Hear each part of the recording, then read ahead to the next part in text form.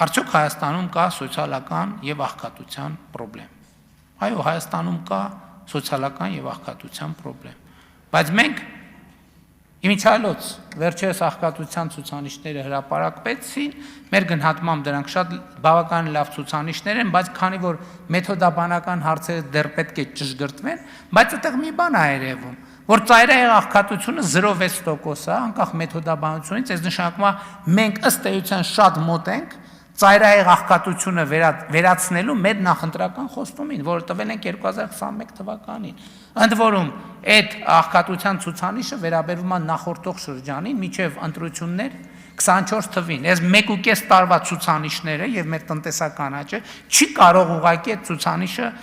բան չանել, չնվազեցնել։ Հիմա հարգելի գործընկերներ, Հայաստանում արդյոք կա աղքատության խնդրեմ։ Այո, Հայաստանում կա աղքատության խնդրեմ, բայց ժամանակն է ի վերջո, որ մենք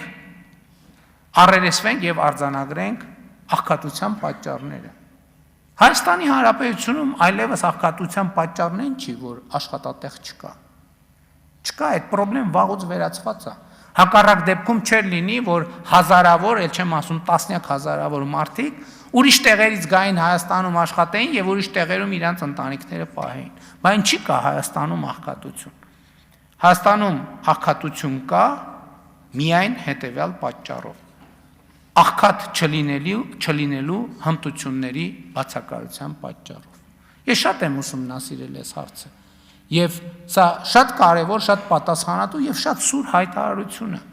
Եվ ասում եմ, այո, Հայաստանում աղքատություն կա միայն աղքատ չլինելու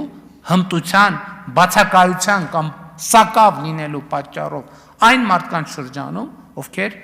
աղքատ են, աղքատության մեջ են գտնվում,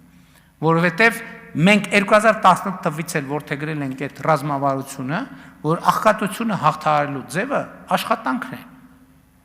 բայց մենք պետք է առերեսվենք, որ կան աշխատանքներ, կան մարդիկ, ովքեր աշխատում են, բայց շարունակում են աղքատ մնալ,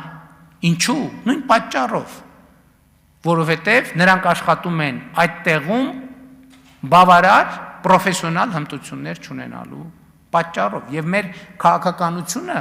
հետեւյալն է, որ եթե աշխատանքը արդյունք չի տալիս, այսինքն կարճ ասած, եթե աշխատանքը մարդու բարեկեցությունը չի ապահովում, ինչա պետք անել։ Պետք է վերադառնալ կրթությանը, աշխատանքային հմտությունների զարգացմանը։